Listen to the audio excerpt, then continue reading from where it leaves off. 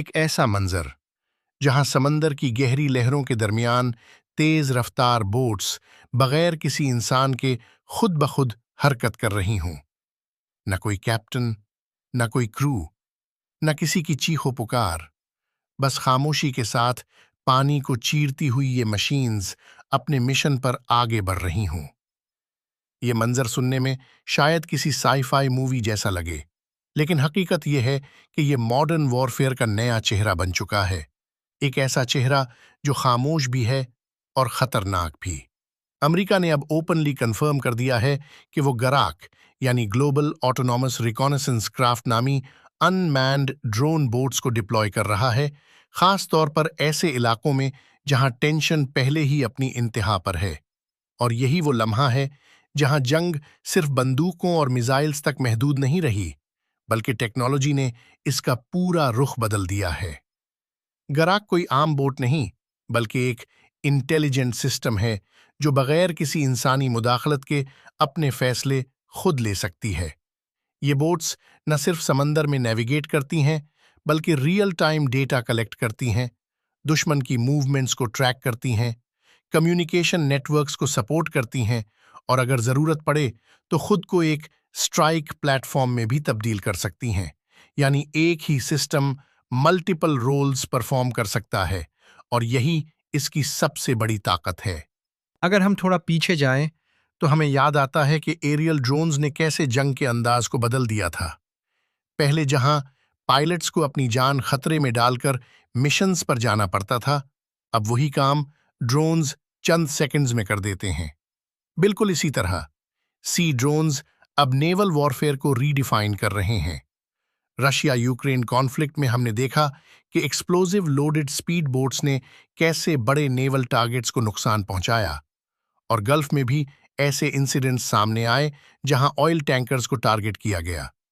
یہ سب اس بات کا ثبوت ہے کہ سی ڈرونز اب صرف ایکسپیریمنٹ نہیں رہے، بلکہ ایک اسٹیبلشڈ ویپن سسٹم بن چکے ہیں۔ لیکن امریکہ کا اپروچ یہاں تھوڑا مختلف نظر آتا ہے۔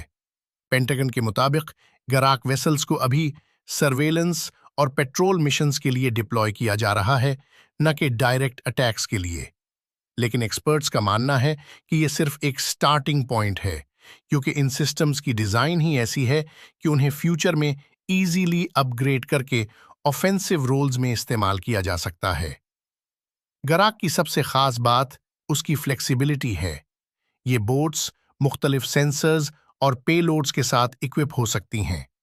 یہ دشمن کے شپس کو ٹریک کر سکتی ہیں، انڈر واٹر مائنز ڈیٹیکٹ کر سکتی ہیں، کمیونیکیشن ریلیز کے طور پر کام کر سکتی ہیں، اور حتیٰ کہ بیٹل فیلڈ میں ریئل ٹائم انٹیلیجنس فراہم کر سکتی ہیں۔ اس کے علاوہ ان کی سپیڈ اور انڈیورنس بھی انہیں خاص بناتی ہے۔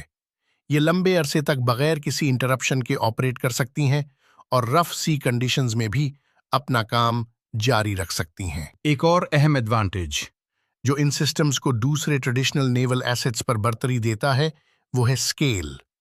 گراک ویسلز کو بڑی تعداد میں ریلیٹیولی کم وقت میں تیار کیا جا سکتا ہے، اور انہیں مختلف علاقوں میں ڈپلوائے کیا جا سکتا ہے۔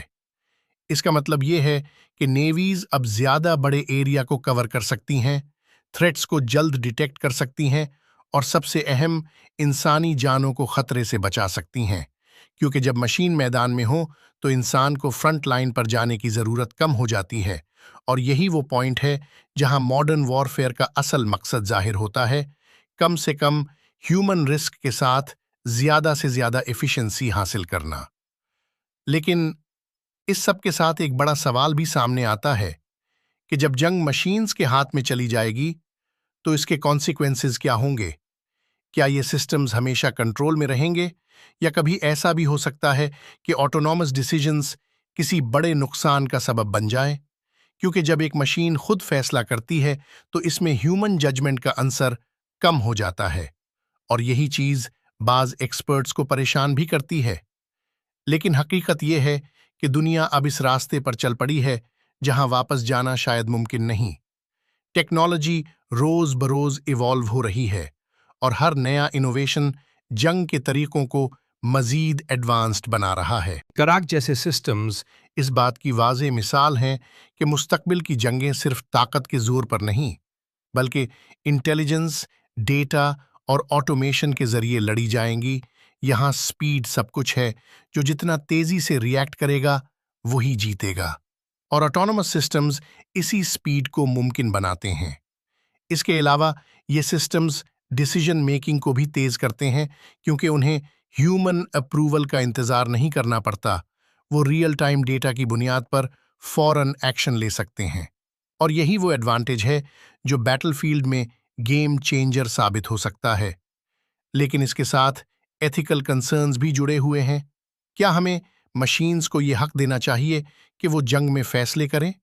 क्या ये दुरुस्त है कि एक एल्गोरिदम किसी इंसान की जिंदगी या मौत का फैसला करे? ये वो सवालात हैं जिनके जवाबात अभी तक वाजे नहीं हैं।